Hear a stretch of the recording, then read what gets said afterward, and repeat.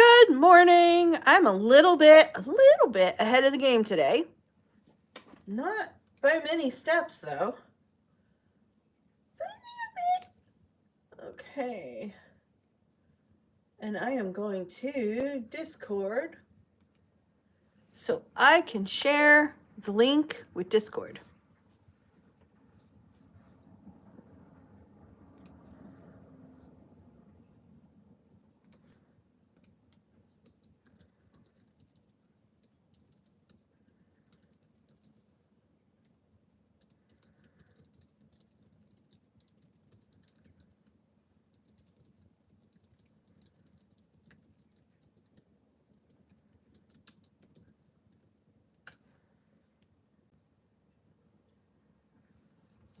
Oh, what's going on here?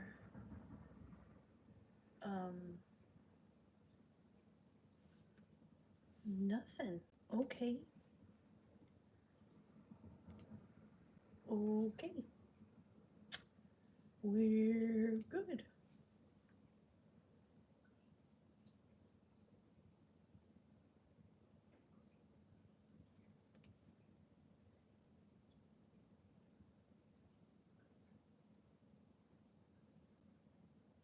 Okay. Jessica's on, Seisha, Alex. I love it when all my favorites are on. All right. Okay. Coffee's in hand. Well, no, not really. Actually, coffee's on desk. Now, coffee's in hand. All right. I am ready for whoever's coming. My light is a little weird, huh? It's because my cat is sleeping under my light and I didn't want to bug her. Partly because I didn't want her to then bug me. That sounds mean. I love my cats.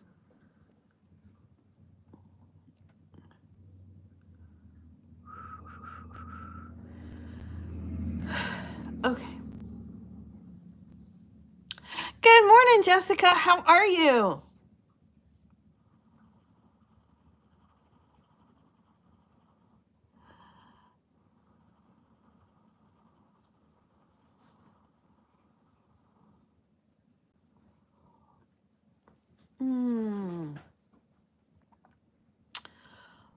Oh, I just love the first sip of coffee in the morning. It's just the best. Kathy, good morning, Kathy.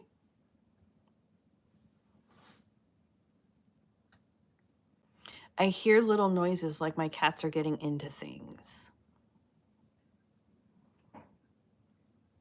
Actually eating some cereal for breakfast because I remembered to eat. Good for you.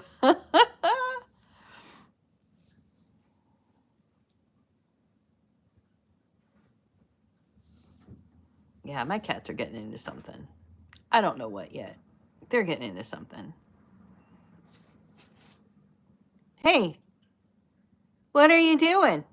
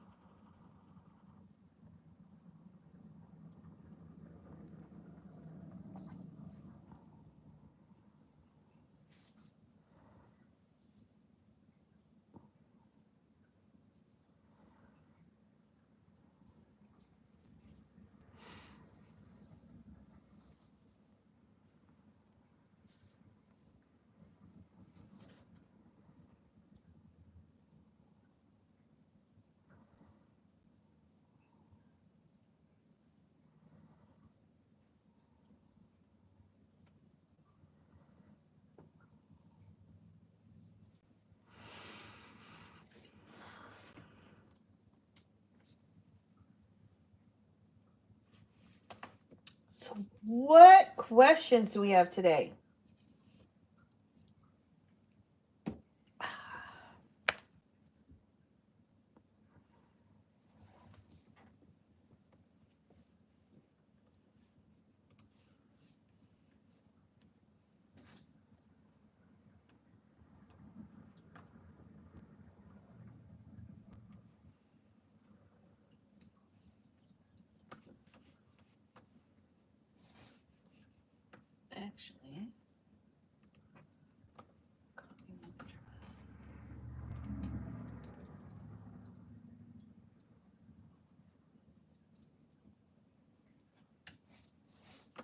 Why can I not ever remember YouTubetranscript.com? Like, I can never remember that address.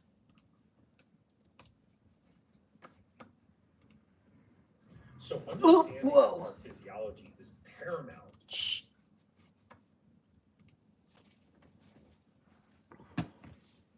Hey, there we go. Okay. Hello, Alex. Kathy, you're struggling to get back to writing. Do you have a specific struggle, or is it just in general? You're trying to write, you have the time to write, you sit down to write, and you just can't get words.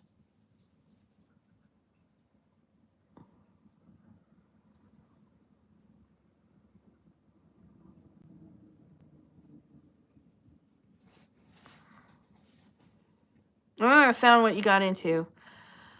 Oh, cat. Since Nano.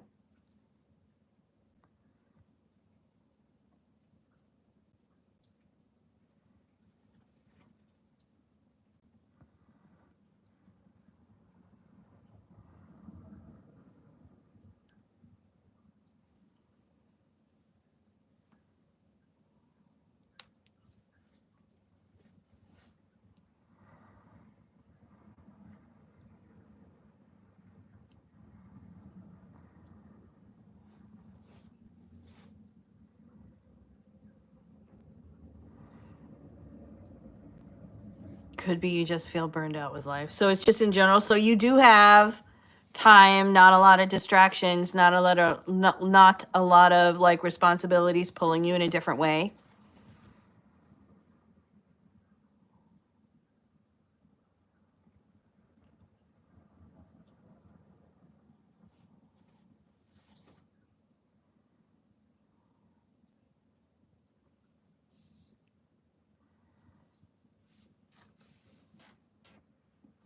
Oof.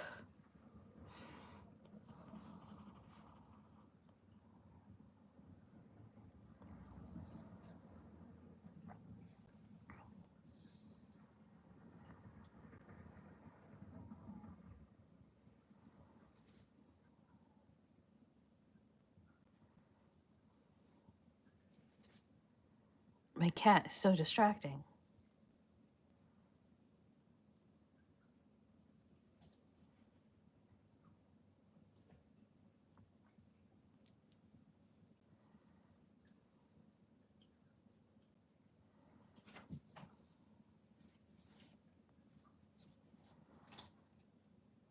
You do have time for writing. Okay.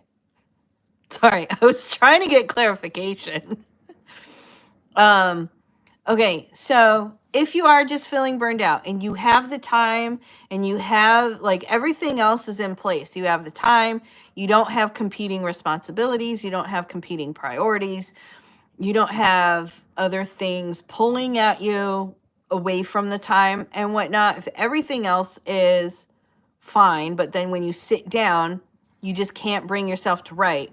One thing to remember is that writing takes a lot of energy. There is a lot of energy that goes into it because our brain sucks up all of our energy. It really does. It of all of our organs, our brain uses up the most calories. Like it's the thing that uses up the most of our energy, and writing is almost all brain power, right? So if you're feeling burnt out and your brain just can't seem to pull enough energy to make words go, then you probably really do need to give yourself a break rather than trying to force through it, especially if you're not on a deadline for anything. So start refilling your creativity cup. Sit down and watch some movies. Sit down and watch some television shows. Read a couple of books. Like, actually refill the cup. And I know you are also an artist, so like to you it feels like refilling your creativity cup to like do art, but don't consume art. Don't create art. Like, fill the cup until you can power the brain again. I'm glad I've had so many ideas for blogs, but now it's like, which one do I start on first to get the ball rolling? Start at the top. Actually, my favorite Do y'all want to do like a blogging intensive for authors? You know how I ran a blogging workshop for that client of mine for e-commerce and sales? I could totally tweak that back for authors.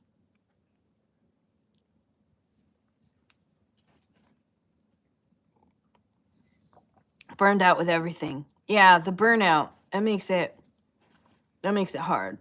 Blogging, yeah, not vlogging. Although, I mean, I am not good at vlogging. I always want to run a vlog, but then I don't because I prefer to write. I'm not a vlogging person.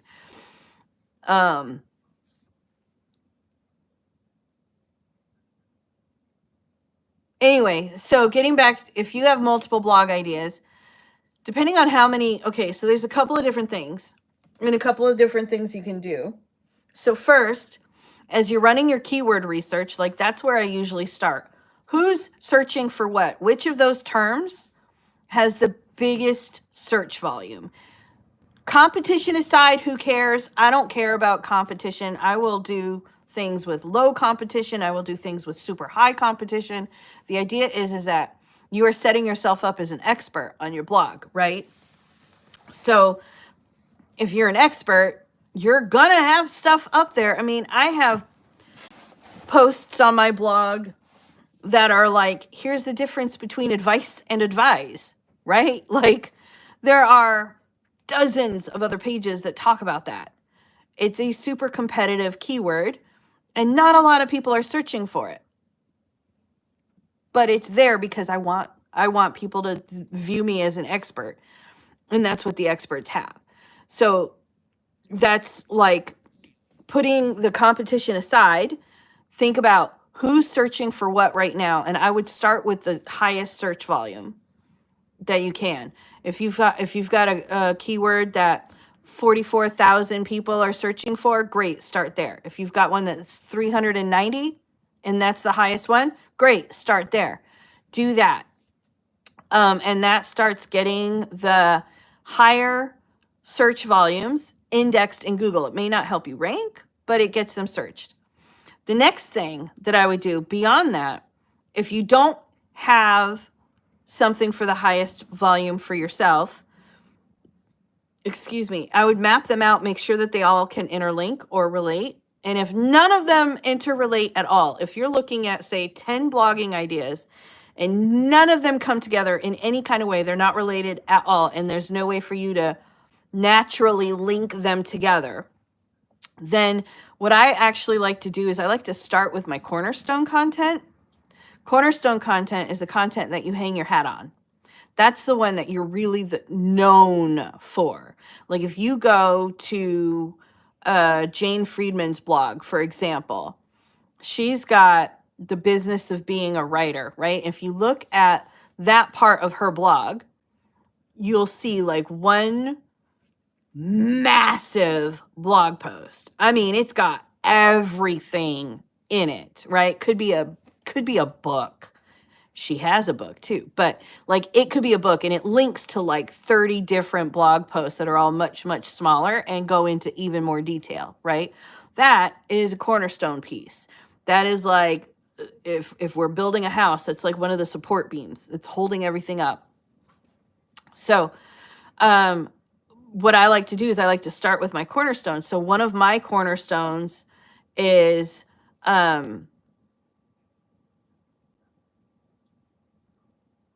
how to write a book. I'm like, why can't I think of what I'm, okay, how to write a book.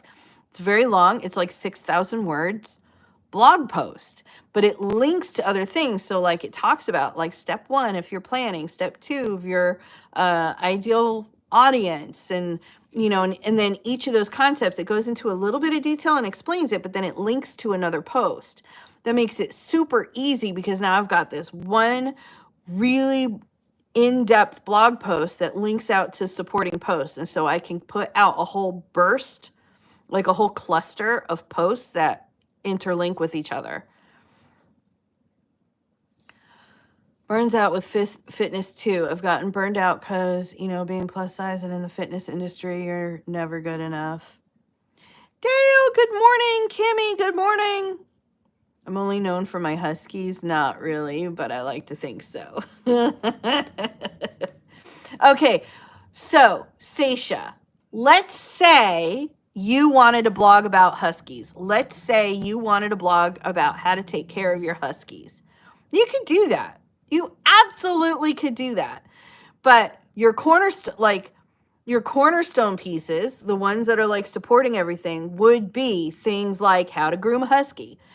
And it would be like this whole big long thing. And then from there, you might have links to cleaning their teeth, to getting out mats, to trimming their hair, to taking them to groomers, to how to find a good groomer, to like anything that has anything to do with grooming a husky, right? That would be your cornerstone. That would be the solid thing that everyone's looking for. Your personal stories go up all the way around that because no one's looking for your personal story, right? So the whole point of a blog is obviously to try to get traffic, but no one's going to your blog. No one's searching for how is Yuki today?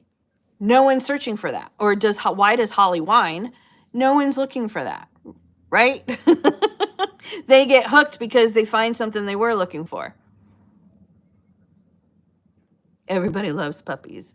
I woke up at 4:30 in the morning the other day with her. I usually pay attention to the higher search volume more than anything.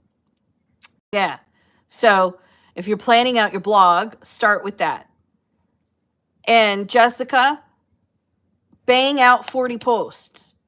That's why I like to do the cornerstones, because it's easy. But if you're not doing cornerstones, bang out 40 posts as fast as you can. Google has this has these thresholds that it's looking for. SEO is null. Google has this threshold that it's looking for, and there's like 300 or 400 different ranking factors that it looks at for any website as to whether or not it can trust sending that website or sending one of its users to that website. One of which is this website going to be around for a while? I don't know. If you've got one blog post up there, even 2 blog posts, Google's kind of like, it's still really new. I don't know if anyone is going to be updating this blog. You hit 40 blog posts and Google goes, okay, no one puts in the work to hit 40 blog posts and then completely disappears. So this site is probably going to be around for a while.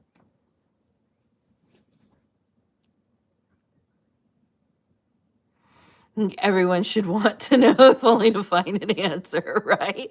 You're like, I'm searching Google for why does Holly whine?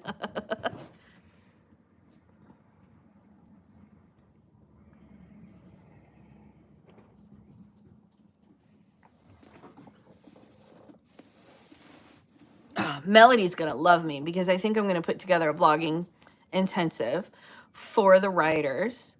And she's the one who helped me with the one for my client. So she's going to be like, yay! I get to do this again?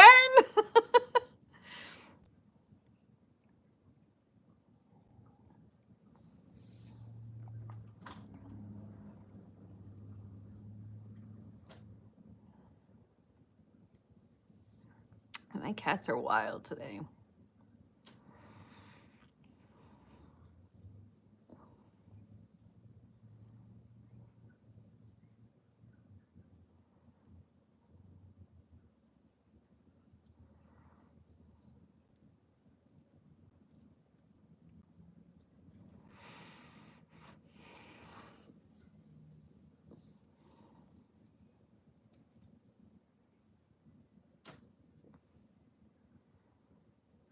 I've been avoiding blogging because of my hands in post-summer overwhelm, but new year means it's time for new to recommit. Possibly. And the call out for the one blog post. Now, that doesn't mean that one blog post is bad. And if all you can do is get one blog post out, well, then just get the one blog post out. There's I mean, in general, your blog posts are being written for one of 4 personas, right? Eventually, you're going to have different blog posts for each of the personas. But basically, you've got, hold on, where's my whiteboard? Each of your blog posts,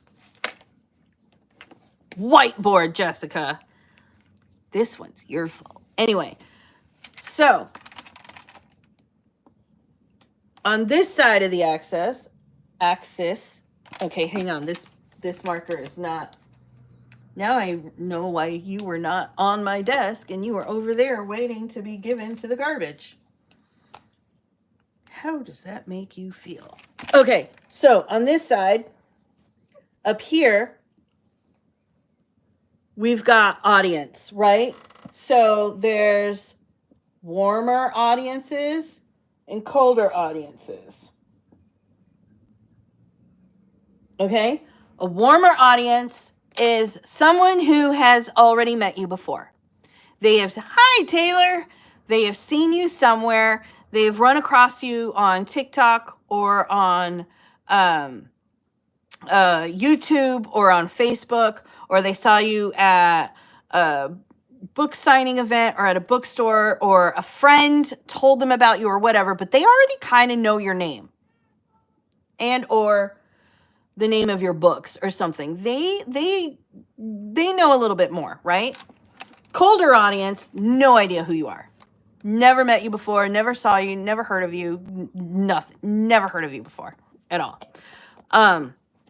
So you've got that. Then when you divide it vertically, now you've got industry and personal. Okay, so industry is like when you're talking about the publishing industry, your agent, your genre, publishing news, things along those lines. Personal is when you're talking about your book, your characters, your readers, so on and so forth, right? Readers could actually technically be either one. Like when I say romance readers are scary, because they are. But like, so that could be industry, because everyone knows that romance readers will suck up your book in no time flat. They read faster than data. I don't understand how they do it. But everyone knows that in every genre. So that's more of like an industry thing, right? So as you are putting together your blog, you might have one that goes right here, and it's just for people who don't know you, but they're looking for top 10 books to read in fantasy. That's industry and cold. And then you might also have blog posts up here that are, hey, come join my group where I'm doing giveaways, and I'm going to give away a copy of my book. That's personal and warm, right? Eventually, you're going to have blog posts all through here.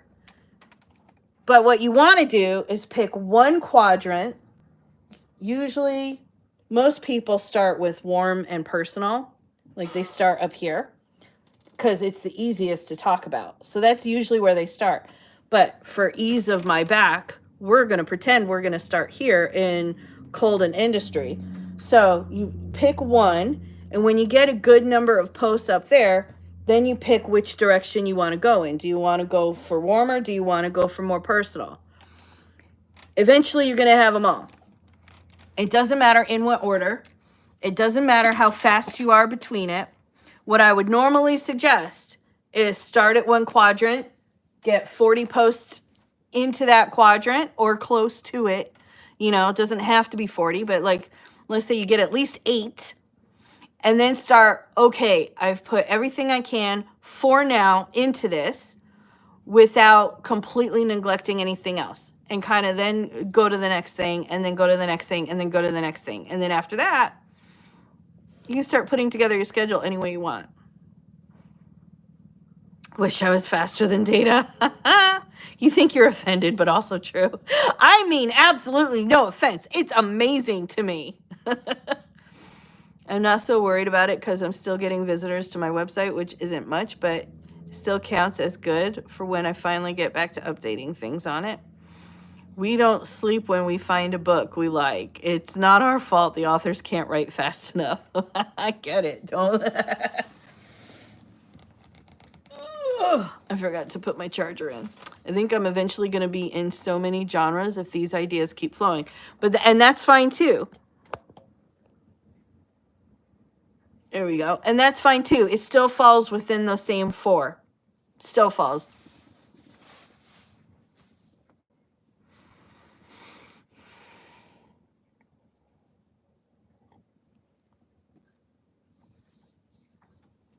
Not me being a romance reader and writer and saying this statement. It's not my fault I can't write fast enough to appease myself, okay?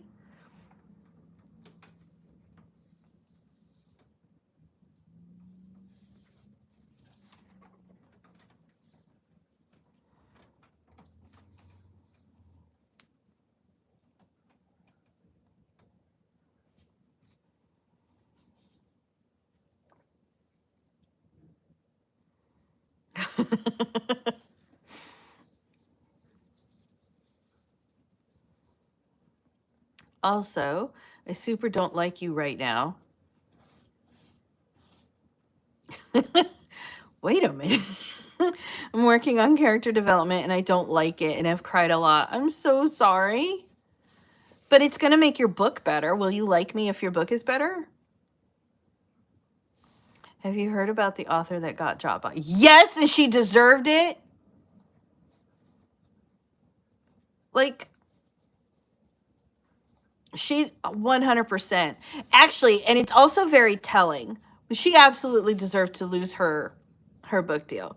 But also, it's really telling because a lot of people, I mean, we'll see, right? But for a lot of things, it sends a pretty clear message in my mind that publishing companies are starting to look a little bit more at the type of authors they want their brand associated with. Like back in the day, 20 years ago, you wouldn't have heard of stuff like that at all. And 20 years ago, the internet was still around. So don't be like, oh, well, Naomi, that was the 80s. Because I know that mindset was 80s, but the internet was still around 20 years ago, in the real 20 years ago. You would not have heard that. You would not have heard that a publisher dropped an author because of problematic behavior. You wouldn't have. But now it's starting to happen a little bit more and a little bit more and a little bit more, which to me shows how the publishing world is starting to sway a bit. It's still super racist. It's still super misogynist.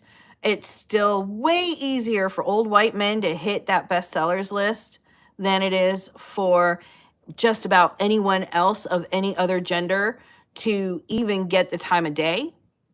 But they're starting to make shifts, and it's not just the small press anymore that are making the shifts. It's the bigger ones too that are starting to make those shifts, which is, I'm optimistic about that. I don't know if they're making the shifts fast enough, but they're starting to make the shifts. They're starting to care a little bit more about the fact that you can't necessarily separate the artist from the art.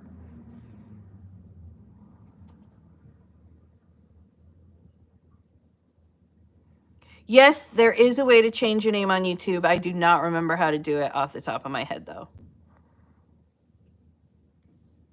Why do you have to torture all your main characters? Because you're writing a dark book.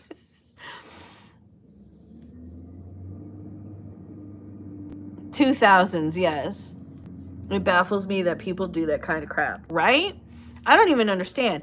And you know what it shows? Besides the fact that she was just not a good person in general, but it also shows that she does not understand how publishing works, how book marketing works. She does not understand the industry at all, which is a whole other reason. Like, that's a secondary reason for the publisher to have dropped her. Like, it's one thing to drop her for being problematic, fine. But now she's also proven she is not a professional in any way, shape, or form, and does not understand the industry in any way, shape, or form. That's like reason number 2 to get rid of her. Is that author the one that romanticized the YouTube club? I have no idea. Are we talking about the same author? Not going to say the name because I'm not, but there was an author who created a fake Goodreads account to review bomb other authors. Like, she got a book deal and then created a Goodreads account and went and review bombed on Goodreads a bunch of other authors and promoted her new book.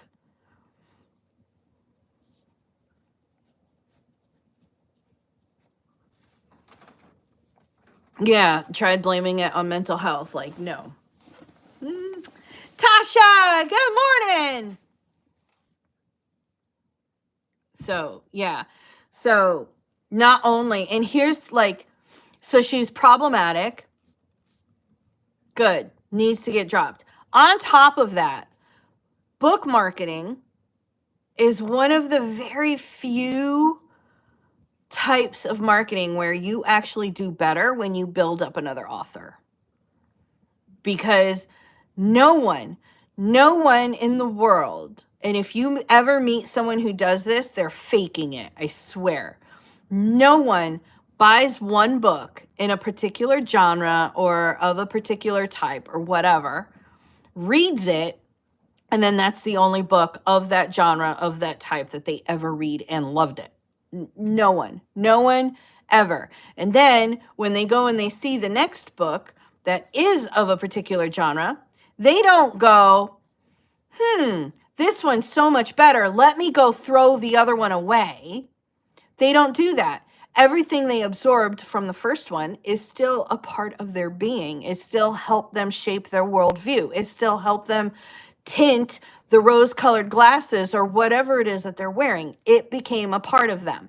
The next book will also become a part of them.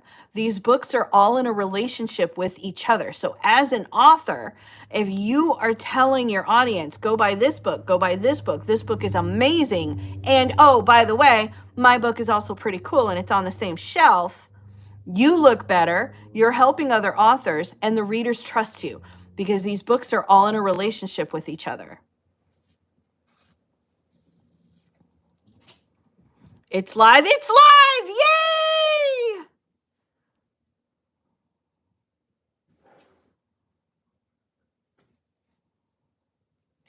There was one that created a series of romanticized whitest best clan that people call 3 letters.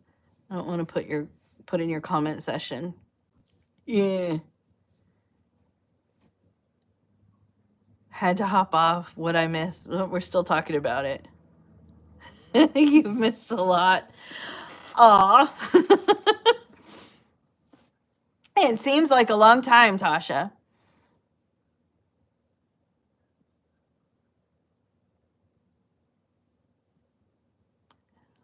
Naomi told us how to guaranteed selling 7 figures every week. Guaranteed $1 million every week. Those people give me the ick, right? They give me the ick. Someone messaged me a couple of weeks ago, and they were like, hey, do you still do coaching? You know, blah, blah, blah. I saw YouTube where you were doing like discounted coaching. And I do, but I'm out of spaces. So I was like, well, you know, if you want, you can email me and like, we'll see what's what, basically, right? And then I went to go check out her profile because I was like, who's about to email me? I was like, I really wish I checked out her profile before I ever answered her, because I'd have been like, no, we are not a good fit. I got like the ew vibes, the ick vibes from her profile. Just, TikTok is all over that author. TikTok readers are real mad. I believe it. I think TikTok has changed the publishing world drastically. I don't think TikTok has changed the publishing world at all. I think TikTok is a symptom of the changes that were coming.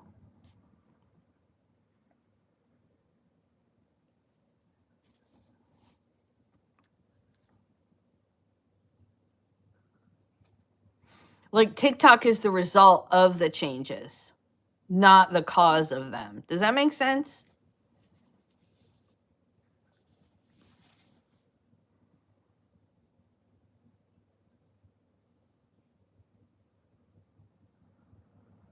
I wish I could 3 or 4 figures. It helps with anything, right? Like I can just get 2 figures. I want 2-figure sales every week, please. I got you. I'm appreciative of your videos. You are reminding me of all the love of the writing game. Thank you. You are so welcome. I am so proud of you. Good job getting your book. I'm going to go look for it as soon as I'm done here. So glad that I live in PNW instead of the South. Pacific Northwest instead of the South for exactly that reason. I meant in terms of self-publishing and marketing your book. No, again, like I get it. It's hard to tell. The winds were already swaying that way as far as self-publishing and marketing. People were already doing it. They were just doing it on Twitter, Facebook, and Instagram. The thing that TikTok changed was the algorithm, which made it more possible for people to go viral, which is actually hurting some of the authors. But it didn't change the marketing or the self-publishing per se. But it was a definite, like the winds were blowing. People wanted more authentic. They didn't want necessarily to create content. They didn't want pretty pictures. They wanted to connect with the authors. And that's what TikTok delivered. But that was a symptom of the changes already ahead. It didn't create the changes.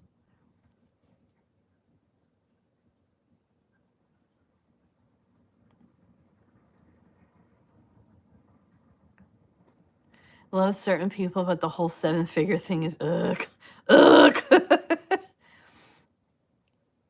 Add it to the live list, please. Yes, please.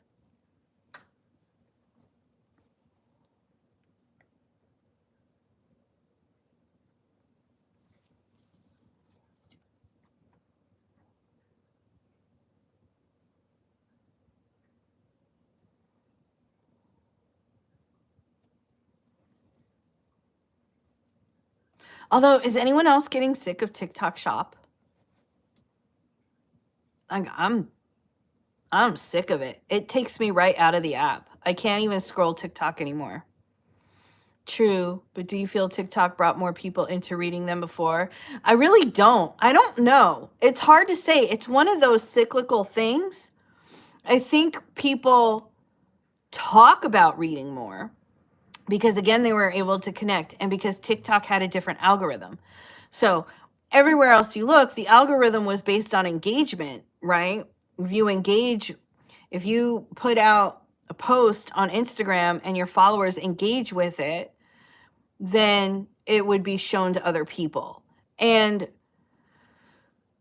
for the most part, TikTok is the same way-ish, but it's their Discover feed, their For You page that changed social algorithms, not social media, social algorithms. And what you started seeing was real life echo chambers being formed right there on TikTok that kept you on longer. And so it became easier and easier and easier to find more people like you. And as people found more people like them, they got more comfortable coming out about it. When I was in school, I didn't talk about how much I used to read. That got me thrown into a locker. I didn't talk about Lord of the Rings. I didn't talk. that would get me thrown into lockers. Like, I was bullied. I didn't talk about that stuff, right? But TikTok makes it a safe place because no one's coming to my house to throw me into a locker, right? So it's a little bit cyclical. It's like the echo chamber has been created. You feel safer because it's an echo chamber. So you bring out more content, which makes someone else feel safe, and they're bringing out more content. But you already liked reading before. It's hard. I don't know. It's hard. They did a really great job of proving where the other social media platforms were falling short. And and then the other social media platforms started to follow, but now they're not anymore. Has anyone noticed that? Like, YouTube was pushing shorts. Now they're not nearly as much anymore. They're like, oh, so yeah, short form video actually isn't the thing. It's weird. It's like a big blip.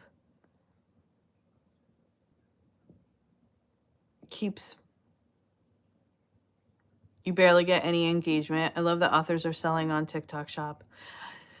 Yeah, but TikTok Shop itself, I hate. I'm glad authors are selling on TikTok Shop, especially because like a year and a half ago or whenever it was, I was so annoyed because I was selling my books, my planners on TikTok Shop. And then Penguin Random House came up with their deal with TikTok where readers could tag a Penguin Random House book. So, like, as they were doing reviews or whatever, they could tag the book. And a whole bunch of authors started whining about it. Like, how come no one can tag my book? And I was like, you can tag your book. And now they're all tagging their book, which is great. And I am super stoked. I do think social selling is going to be the next big thing. I do think that's going to make a huge difference. But that's not a TikTok thing. That started with Instagram, not TikTok. But anyway, I'm glad to see so many of them are like embracing it and doing it. What I'm annoyed about is how many people are selling the same thing, how many times I'm seeing these TikTok Shop things. Like, every other video I'm seeing like that. What is that? Some tripod thing, right? Where it's like it follows you or whatever. If I scroll through 3 videos, I've seen 3 different people sell that thing. I swiped the first time. I don't want to see any more people selling it. Thanks. And I've done the whole not interested, and TikTok keeps pushing it out to me. So I'm annoyed. But I love that authors are selling their books. I've been saying for a long time, direct sales are the best way to sell your books. TikTok keeps unfollowing people that I want to follow and removing my likes, which is very frustrating. Aw. You get a bunch of bots. Aw. I'm getting tired of it. Seems like it's every other video with something on it that someone is pushing, and sometimes the same product after the previous video, right? A locker. Yeah. I didn't really get into reading until one book got me to love it. And I read it over and over until a teacher gave me a whole new book. 7th grade. Everybody knew I read, but me and my best friend were weird outsiders that the rest of the kids liked. Nice. I notice it's really a hit or miss. And the blind date with an indie author bookshops, they have all your money. That is a really like huge good idea. Like, the first time I saw that one, I really felt like, dang, I'm jealous I didn't think of that first. Like, that is a really good idea. I want one of the bodysuits, but now all I see is clothes and I want to see books.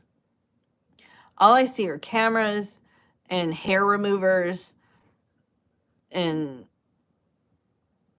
I don't even see that many makeup and skincare like crazy. And his smile purple toothpaste. Like, I'm so over TikTok shops. I'm so done with it. I can't even sit on the app for more than a few minutes. Like, several months ago, I used to, half an hour, 20 minutes, I could lose time scrolling, just scrolling. couple of years ago, I would lose hours scrolling. Now I'm like, after 5 videos, I'm like, I'm done. I just can't. All of the books are signed. Oh, yay. I just hold down the videos and say not interested. It's not working for me. It doesn't work. It still keeps popping up. I've done that. Can you talk more about the pros and cons of KDP and Lulu? I heard you say as a quick quip that you love Lulu. Why? I love Lulu so much. Okay, so first for Lulu, what? My cat is looking at me like she's annoyed that I'm talking. Okay, so first for Lulu is you can order author copies without the big ugly tape that goes around your book.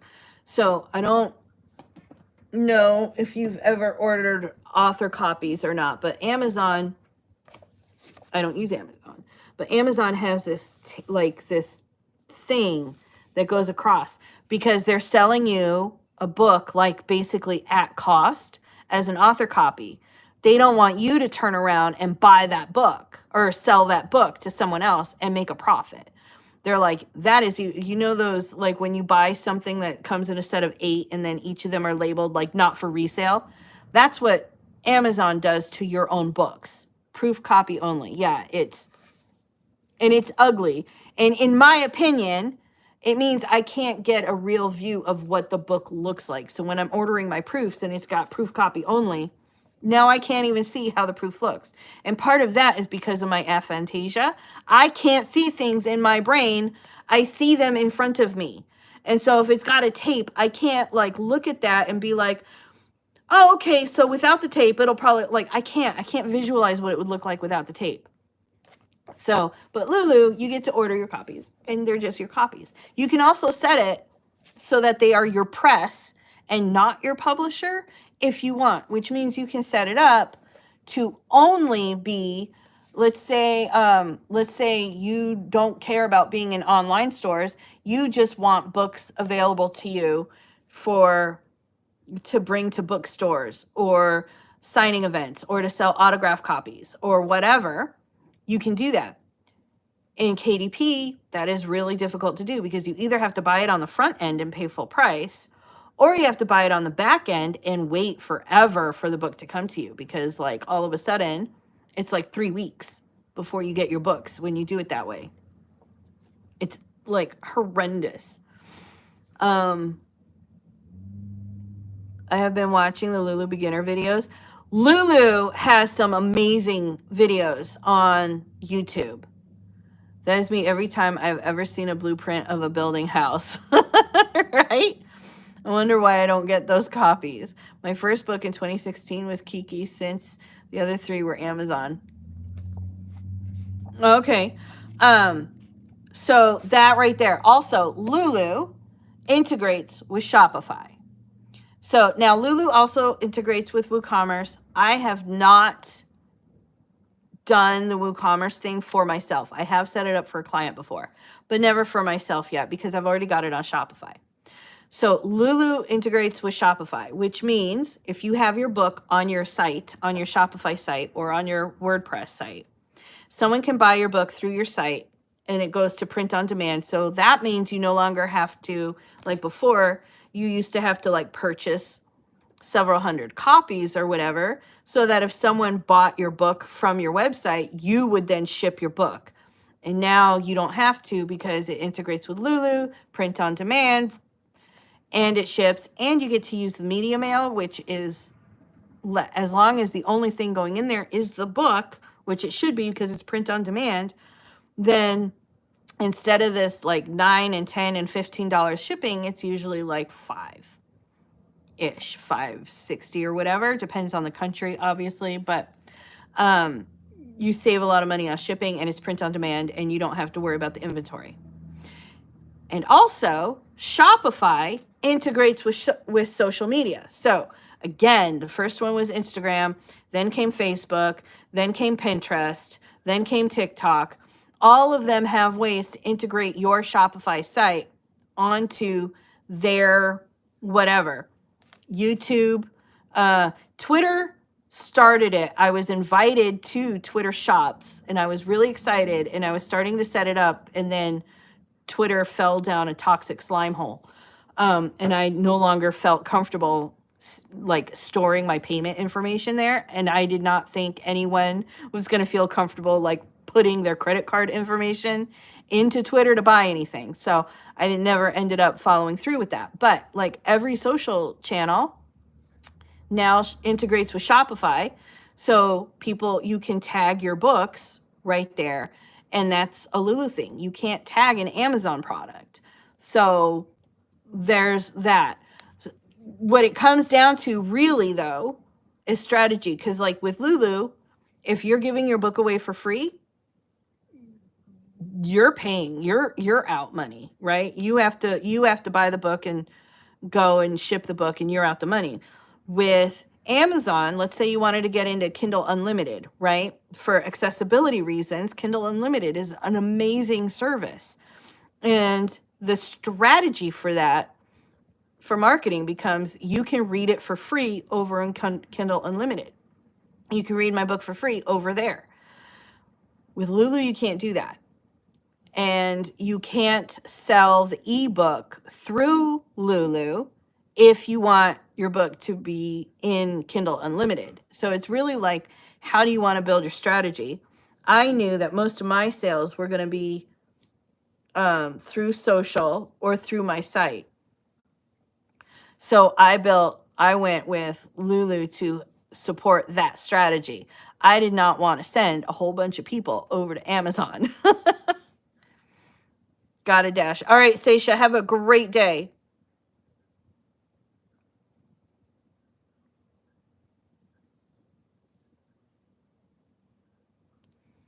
I need lessons on how to change all of these things over. Sorry, that was a massive subject change. I can't be on KU if I wanted Kobo. No. No, because KU comes with an exclusivity terms of service for the ebook. Now, that is the one thing. It's only for the ebook. Although Kobo has ebooks. So that means basically what you're doing, and you sign up in 90-day bursts, and they renew unless you tell them not to. So you sign up for the 90 days, and during that entire 90 days, you cannot sell your book anywhere else. And this is where a lot of authors are getting smacked, because like all of a sudden someone pirates their books, puts it up on a piracy site, and then Amazon's bots say, hey, we said you can't sell your book anywhere else. Why is it over there for free? And then some of them are just getting their book unpublished. Some of them are getting their entire accounts shut down. They can sometimes appeal it, especially if they're able to get the piracy site to take their book down, but it's a pain in the butt. Not Kiki, Lulu. Oh, okay. I was wondering. I was like, okay, well, the letters are really close to each other, so maybe Kobo is ebooks. Yeah.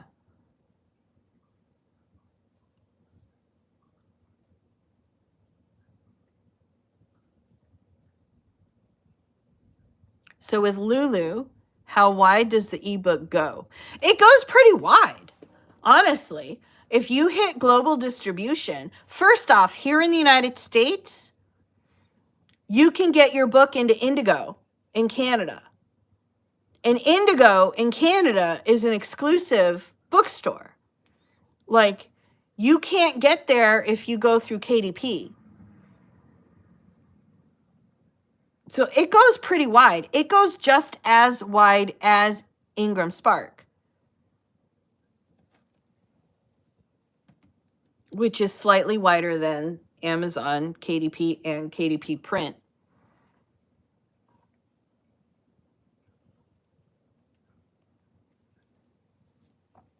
All of them go to the basics, like the Kobo, Apple Books, Google Books, and then your Barnes and Noble, Target, Walmart. All of them go to all of those. But there's a few more exclusive things, like Indigo that KDP can't get to, but Lulu and Ingram Spark can. Now, I know a few people in Canada, right? But that doesn't mean I know whether or not they go to Indigo. I have no idea if they shop at Indigo or if they would rather just shop at Amazon. Sometimes it's just easier to just narrow focus. But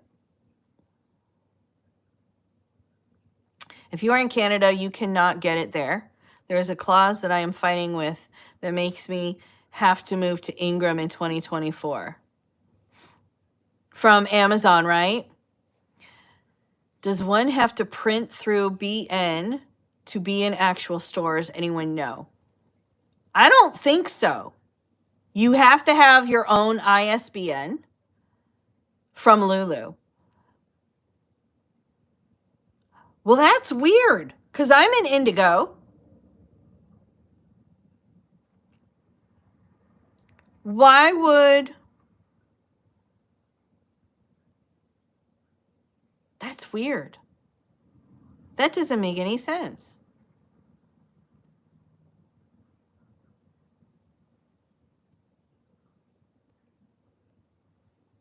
Why would I be in Indigo if you can't be in Indigo and you're in Canada and I'm not?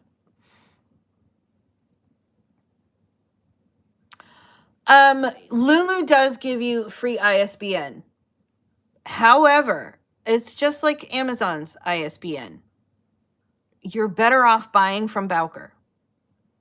You're better off because if you use Lulu's, then what you're doing is you're going to Barnes and Noble and saying, "Hey, can you stock my book that was published by another bookstore?" You got to remember, Lulu is also a bookstore. It started as a press and then added on its own bookstore and then added on its own publishing area, right? But it started as a press.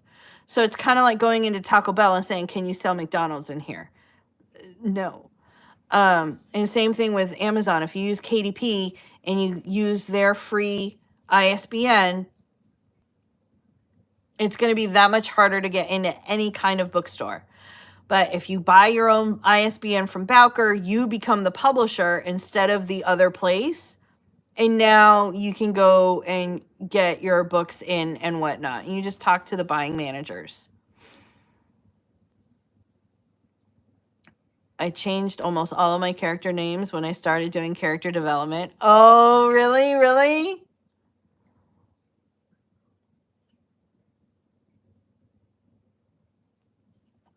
Do you like them better now?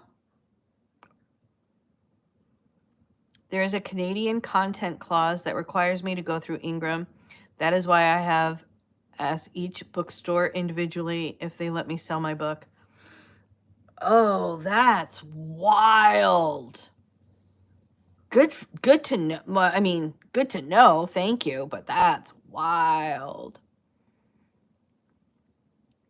You love their names now? Yay! That's awesome. All right. And it's 10 o'clock. On that happy note, I have to go. But yay!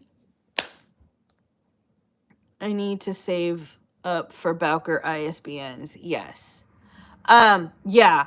Save up because honestly, as much of a pain in the butt as they are, and they are expensive, and I get it, but you're so much better if you can buy the pack of, at least the pack of 10. Honestly, if you can get the 100, that's even better. Especially if you have more than one book coming out in more than one format. Just because, like, I mean, it's still a lot of money, obviously, but individually, you, like, the amount of money that you save is just bonkers.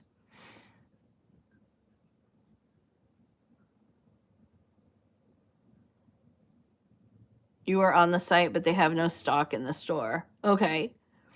I need to save for the ISBN. Oh, prices, yeah. Can I sell my book with a bookmark that has pronunciations? On your site, yes.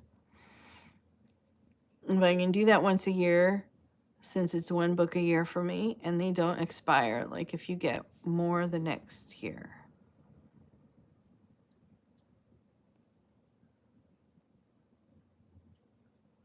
What? You want my audiobook when it comes out? Aw. ISBNs. They do not expire. If you do it once a year. Okay, so when you go to Bowker, first off, let's say you get one book a year, right? You put it out in 3 formats. Let's say paperback, ebook, and hardcover. Even just 2 formats. Then you need two ISBNs. Let's say you do ebook and paperback. Now you need 2 ISBNs. If you purchase just those 2, it's going to be $250. Because when you're buying them one at a time, it's $125. So that would be $250. Versus if you buy the pack of 10, it's like $290. So $29 a piece. And you have 10. So now you have 5 years worth of ISBNs, because each year you're putting out one ebook and one paperback, and then one ebook and one paperback, and then, so on and so forth. So it's one of those deals where, yeah, you're paying more up front, but in the long run, you're saving more money. How is the AI narration coming along? I have not had time to play with it anymore. So for anyone wondering, no, I am not using AI narration. My plan, what I wanted to play with, was I found a site that takes my voice and generates an audiobook out of my voice. I'm not like stealing someone else's voice. I'm not like not hiring a narrator to use some AI. I wanted to play with, because I would want my book to be in my voice. So, yeah. All right, y'all. I got to run. Thank you so much for hanging out with me and just, being the wonderful people that you are. I love you all so much. I hope you have an amazing day. Go get all the words written, and I will see you tomorrow morning. Bye.